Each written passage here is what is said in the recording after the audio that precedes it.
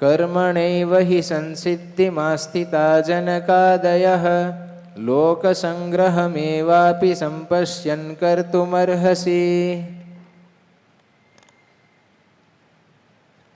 મનુષ્યો સાંસારિક પદાર્થની પ્રાપ્તિની જેમ પરમાત્માની પ્રાપ્તિને પણ કર્મજન્ય માની લે છે.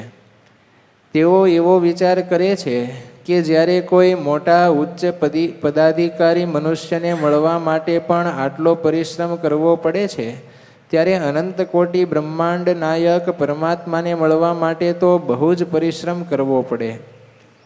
વસ્તુતઃ સાધક સમાજની આ મોટી ભૂલ છે.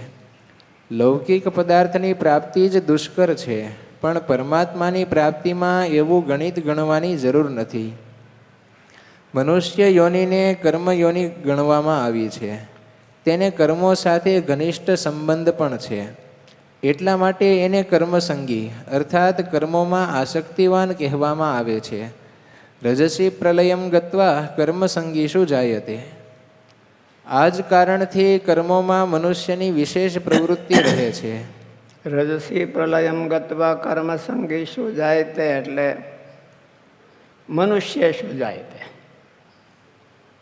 રજોગુણ વધી ગયો હોય અને ત્યારે એનું મૃત્યુ થાય તો એનો મનુષ્ય જન્મમાં લોકમાં જન્મ આવે. એવું 14મા અધ્યાયમાં કીધું છે. સત્વગુણ વધી જાય તો દેવતાના લોકમાં જન્મ આવે. તમોગુણ વધી ગયો હોય મૃત્યુ ટાઈમે તો નીચ યોનિમાં જન્મ આવે. એવું ભગવાને એમ કીધું. એટલે રજસી પ્રલયમ ગત્વા કર્મ સંગી શું જાય તે, એટલે રજસી પ્રલયમ ગત્વા મનુષ્ય શું જાય તે. મનુષ્ય છે એમાં રજોગુણ પ્રધાન છે. આ જ કારણથી કર્મોમાં મનુષ્યની વિશેષ પ્રવૃત્તિ રહે છે અને તે કર્મો દ્વારા જ મનગમતી વસ્તુને પ્રાપ્ત કરવા ઈચ્છે છે તથા પ્રારબ્ધનો સાથ લઈને ઈચ્છિત સાંસારિક પદાર્થોને મેળવી પણ લે છે. તેનાથી તેની ધારણા પુષ્ટ થાય છે કે દરેક વસ્તુ કર્મ કરવાથી જ મળે છે અને મળી શકે છે. પરમાત્માના વિષયમાં પણ તેની આવી જ ધારણા રહે છે અને તે પરમાત્માને પણ તે દ્વારા જ પ્રાપ્ત કરવાની ચેષ્ટા કરે છે. ભગવાન કર્મથી મળતા નથી. લોકમાં પુરુષાર્થથી બધું મળે છે.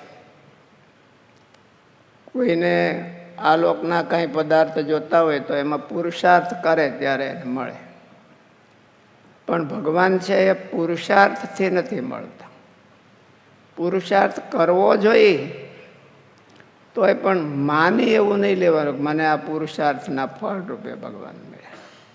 પુરુષાર્થ કરે અને ભગવાન કૃપા કરે એટલે ભગવાનની કૃપાથી ભગવાન પ્રાપ્ત થાય છે. મહારાજ સારંગપુરના 11મા વચનામૃતમાં પુરુષાર્થ અને પરમાત્માની કૃપા એની બેની ચર્ચા કરી છે. પુરુષાર્થ કરવાથી કેટલું પ્રાપ્ત થાય અને પરમાત્માની કૃપા કરવાથી કેટલું પ્રાપ્ત થાય. એટલે પુરુષાર્થ એને કરવો તો જોઈએ. મહારાજે એમાં એવું કીધું કે જે પુરુષાર્થ કરે છે ભગવાનને ઉદ્દેશમાં રાખીને એની ઉપર જ કૃપા થાય છે. કાંઈ કરતો ન હોય એની ઉપર ભગવાનની એમથી કૃપા થઈ જાય એવું ન બને.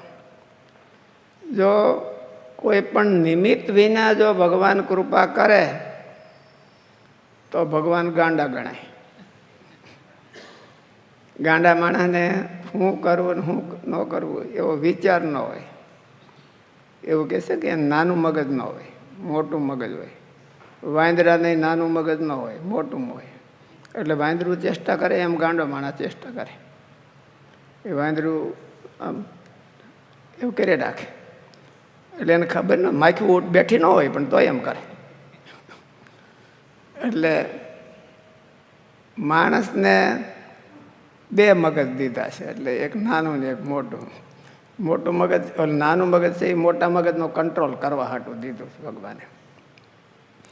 એટલે એને ઉદ્દેશની પ્રાપ્તિ કરવા માટે કર્મથી ભગવાન પ્રાપ્ત થતા નથી, તેમ કર્મ શૂન્યને પણ ભગવાન પ્રાપ્ત થતા નથી.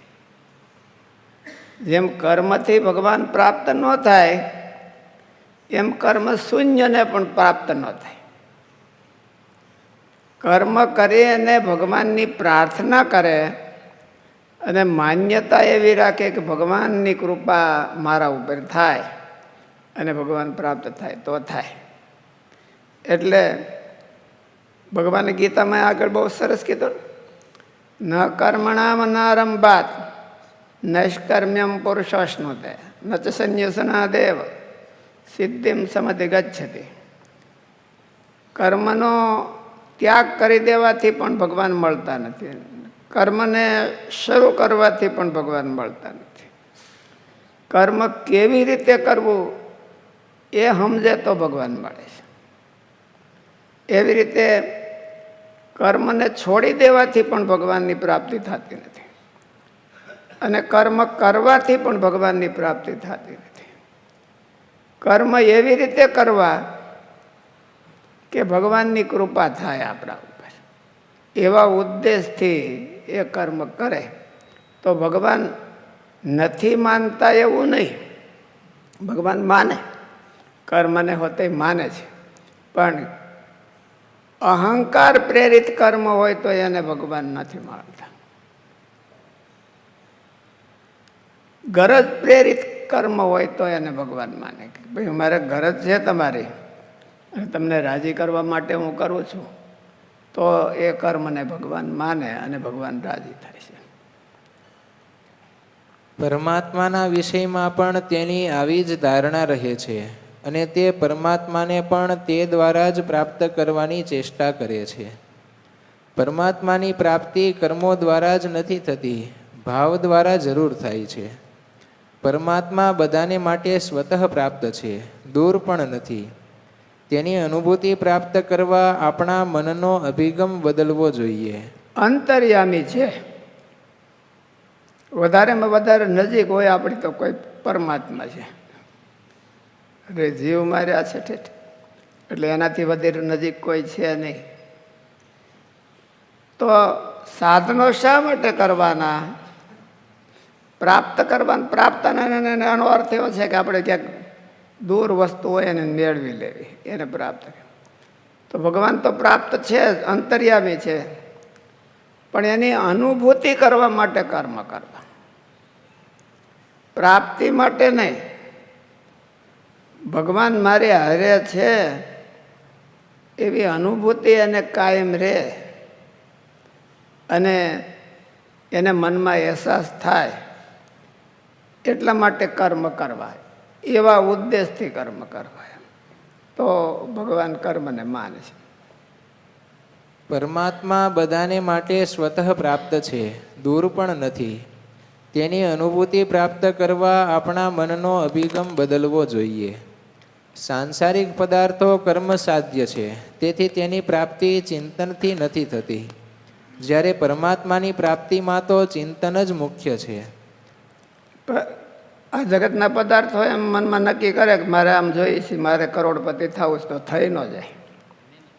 એ માટે પુરુષાર્થ કરે, પુરુષાર્થ કરે અને વળી પ્રારબ્ધનો સપોર્ટ હોય તો મળે, નકર નોય મળે. કાંઈ પુરુષાર્થ કરે એટલે એને મળી જ જાય એવું જરૂર નથી. અને ભગવાન છે એની પ્રાપ્તિ છે એ પુરુષાર્થથી નથી મળતી, એ તો ચિંતનથી મળે છે.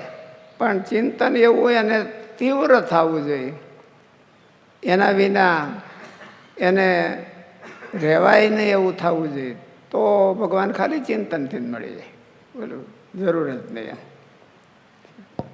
સ્વામી, અંતર્યામી રૂપે ભગવાન રહ્યા છે, 5 મૂર્તિ છે, તો અંતર્યામી ભગવાનનો હું પોતે જોઉં તો એનો કંઈ ઉપયોગ હું કરી શકતો નથી, તો એનો જે ઉપયોગ થવો જોઈએ જીવનમાં એ થતો નથી, તો એના માટે કેમ મેક્સિમમ બેનિફિટ લઈ શકાય અંતર્યામી ભગવાનનો? એને માટે શાસ્ત્રોએ કીધો એવો અભ્યાસ કરવો જોઈએ એમ. અંતર્યામી ભગવાન છે એ કોઈનું કાર્ય કરી દેતા નથી, એ કંટ્રોલ બધાય ન કરે. કાર્ય ન કરી દે. કાર્ય કરી દેવા માટે ભગવાનની મૂર્તિઓ છે, આપણે પધરાવી હોય એ મૂર્તિઓ કાર્ય કરી દે, એ આપણને રોકે નહીં. એટલે કાર્ય કરી દેવા માટે તો ભગવાનની મૂર્તિની આરાધના કરે તો પછી એને જો હરખી આરાધના થઈ જાય તો એને અંતર્યામીની અનુભૂતિ થાય કે મારી ભેળા ભગવાન છે. અત્યારે આપણી ભેળા જ ભગવાન છે, પણ આપણને અનુભૂતિ થતી નથી કે મારી ભેળા ભગવાન છે. આપણે કંઈક કામ કરવું હોય તો શરબત જોઈ લઈ, કોઈ ભાળતું નથી, એટલે આપણને ખબર નથી કે ભાઈ આપણી ભેળા આપણે બહુ ભાળે છે કાયમી, એવું આપણે જોઈ લઈએ છીએ. અને માણસનો સ્વભાવ છે કે એવું કરે. સાંસારિક પદાર્થો કર્મ સાધ્ય છે, તેથી તેની પ્રાપ્તિ ચિંતનથી નથી થતી, જ્યારે પરમાત્માની પ્રાપ્તિમાં તો ચિંતન જ મુખ્ય છે. ચિંતનથી તે જ વસ્તુ પ્રાપ્ત થાય છે, અનુભવી શકાય છે, જે ખૂબ જ સમીપમાં હોય છે. પરમાત્મા આપણને ખૂબ જ સમીપમાં છે, તેથી તેની અનુભૂતિ ચિંતનથી જ થાય છે. એથી પણ આગળ કહીએ તો પરમાત્મા ચિંતન પણ જગત ચિંતનને દૂર કરીને સમીપમાં રહેલા પરમાત્માની અનુભૂતિ કરાવે છે. બે ભેળું ચિંતન કરે તો ન થાય. જગતના ચિંતનને દૂર કરે અને ભગવાનનું ચિંતન કરે તો ભગવાનની અનુભૂતિ થાય.